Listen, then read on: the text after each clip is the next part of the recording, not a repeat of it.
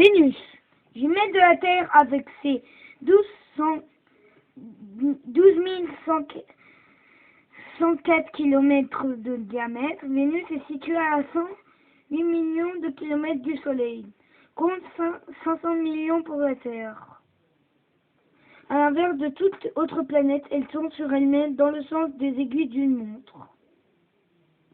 Un véritable enfer. L'atmosphère de Vénus, de près de 200 km d'épaisseur, est composée en majeure partie de dioxyde de carbone, un gaz à effet de serre qui retient la chaleur, fait grimper la température jusqu'à 460 degrés Celsius. Vénus est donc une vraie fournaise. L'air y est totalement irrespirable. Il est très dense. L'air est très dense. Un homme qui voudrait marcher sur Vénus aurait la même sensation d'écrasement qu'un plongeur voulant nager sous 900 mètres d'eau. Les nuages qui entourent la planète sont très réfléchissants.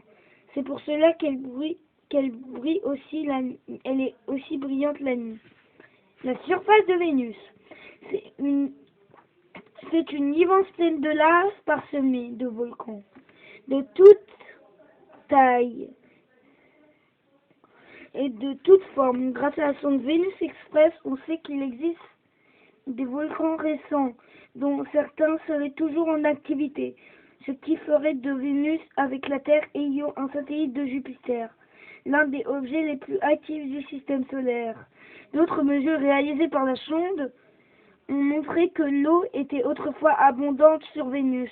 Il y aurait d'infimes traces dans son atmosphère. Explorer Vénus. Première planète vers laquelle des engins à pression ont été lancés. Vénus a été, depuis 1962, survolée et visitée par plus d'une vingtaine de sondes. Certaines portant des atterrisseurs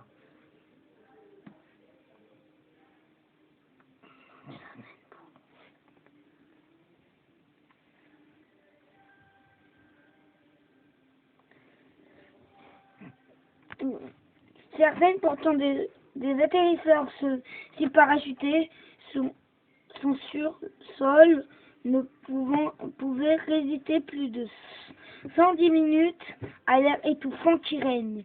Après Vénus Express de 2006 à 2014 et Akatsuki en orbite depuis 2015, plusieurs sondes pourraient être envoyées pour cartographier finalement la planète et rechercher la présence d'eau, mieux connaître son atmosphère et sonder son sous-sol.